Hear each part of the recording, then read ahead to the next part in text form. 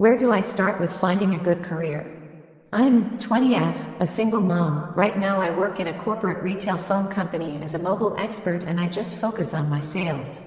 I love what I do, but at the same time I feel like if I stay here too long it's just going to end up being a dead-end job. I've worked at a plasma donation center as a phlebotomist and I've also worked at another phone service as an area manager. As for the rest of my work experience, it's all been customer service/retail in one warehouse. I want to find a career that I can be well off in financially and also enjoy. The job I have now, money-wise, I do pretty well in and live well, but I feel like I'm not reaching my goals as an adult. I want to buy a house and pay off my car within the next few years, and I just don't see myself doing that with this job. What are some good areas of work I could look into, or even degrees I could maybe go back to school and try to obtain?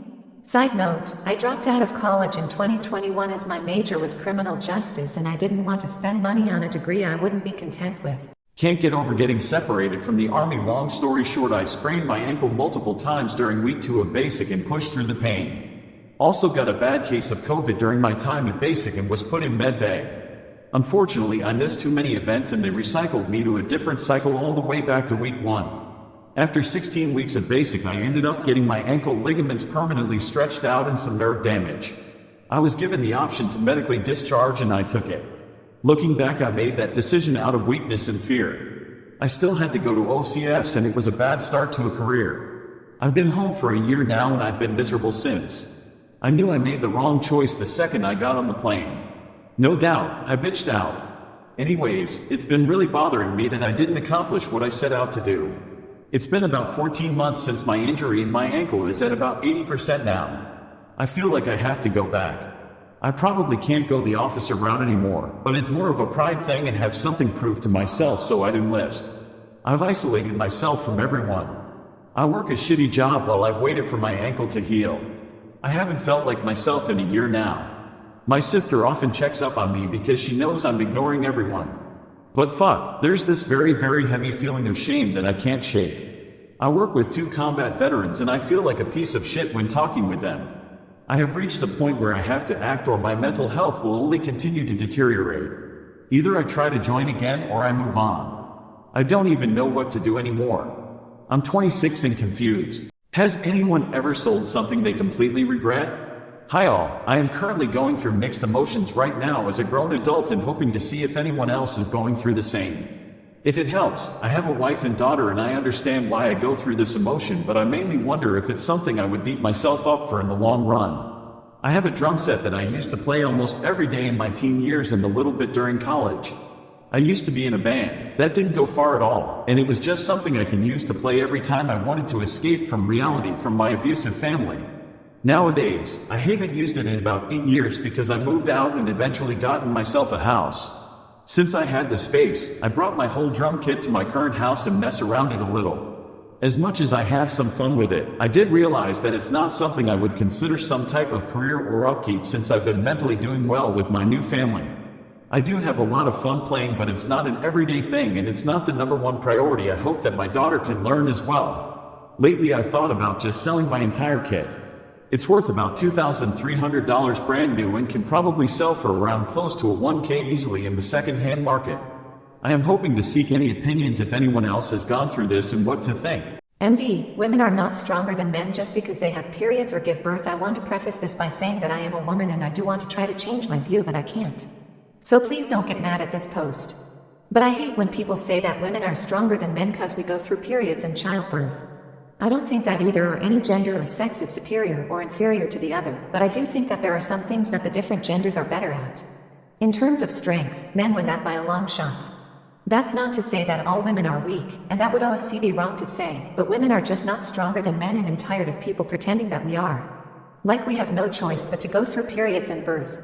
OFC, you can choose not to birth a child to avoid that, and you can try to stop periods, though a bit difficult, with BC or surgeries. But assuming you don't stop your period and that you want to have kids/get pregnant, then you really have no choice/way around it.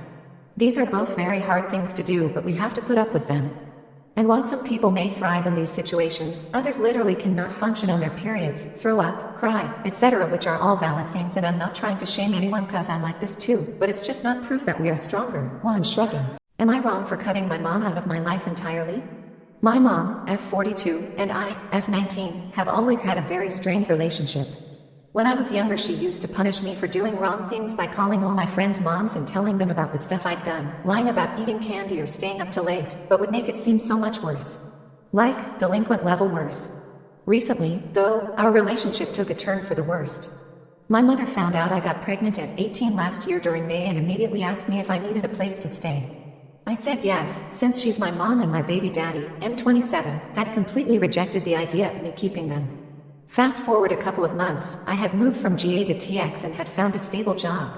My mother was working as a manager, making roughly $70K a year, the two of us combined. My pregnancy was going great and I was expecting fraternal twin girls. That's where we should have stayed.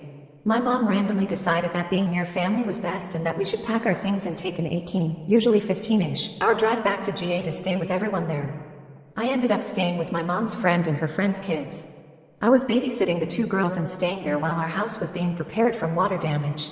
Fast forward a couple of more months and I almost delivered before TH 36-week point and had to be hospitalized for a week at 34 weeks pregnant. My mom was running to and from TN just to rest and take care of me during this time. My little girls were born on November 29, 2022 at 1:08 and 1:10 a.m. via C-section. Everything was fine for around 8 weeks afterwards when all of a sudden she kicked me out over the fact that I was postpartum depressed and crying a lot. I told her to just let me cry, but she couldn't handle it. I wasn't allowed to get a job during those 8 weeks and had zero money whatsoever. She wanted the food stamp benefits, so my mother took me to court and took my kids from me on financial and living situation grounds. I have no chance of getting them back and have moved to CA since then. I no longer contact my mother or most of my family that sides with her because of this. My grandmother has repeatedly said I'm an off for doing this. Am I wrong for no longer talking to them? Ada, I refuse to travel for the holidays. I 32M and my wife 31F have complicated families. My parents divorced while I was young, and every Thanksgiving and Christmas I had to split both days. Morning at my mom's, night at my dad's. I hated IT. Always felt as if I was constantly on the move on those days. I married my wife 6 years ago, and we had to split the holidays threefold now. My mom, her parents, my dad.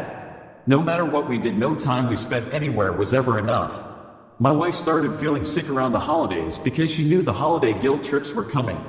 Well, 2020 happened, and no one got together that Christmas or Thanksgiving, and it was just me and her. It was great. It was just both of us eating the food we wanted, doing whatever we wanted all day. On Christmas, we spent time together and made candy cane hot chocolate and drove around looking at the lights. We loved it so much that we have repeated it every year. We say whoever wants to come over can come over, everyone is welcome. No one comes though. My mom would never be in the same room as my dad, etc. We get a lot of guilt from people because we shun traditions and whatnot. So Reddit, after another Thanksgiving of being the disappointing son, Ada? How I cured my daughter of her crush. My daughter has a crush on some biker type kind of guy and I am not having it at all. I am aware that daughters at her age will fancy the bad boy types and have crushes on them. I have figured out a way to cure her crush on these types of bad guys that she seems to be attracted to. I have got to cure her crush of her latest bad boy, and he rides motorcycles and causes trouble in shops and on the roads. I have got to save and I had no choice but to cure her of this crush. I kidnapped the biker boy with some help from some guys that I had paid. In the garage I hung the biker boy to the ceiling and he got a beating. My daughter was down in the garage watching the biker boy getting beaten up.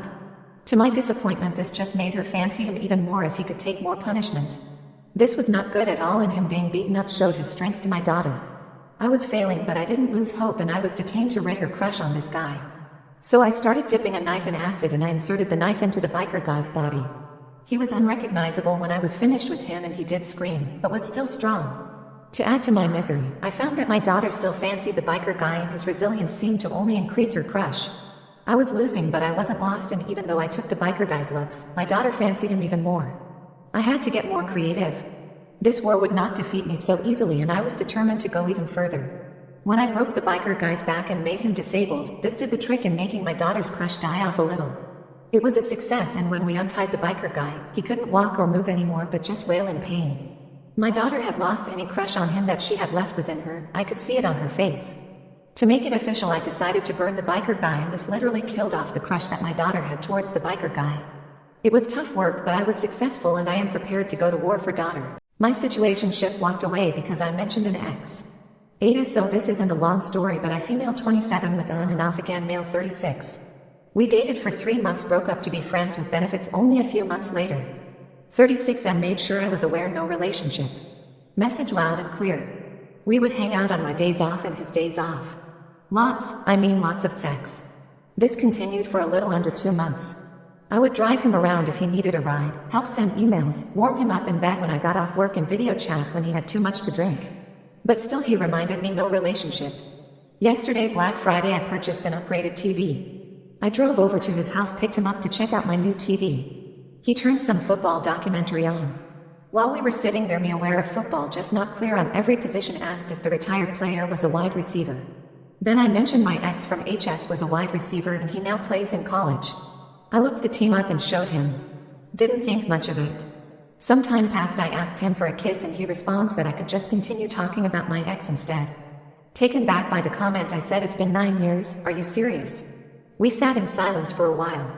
I had to be into work at 10 p.m. so I got up at 9 p.m. to get things ready.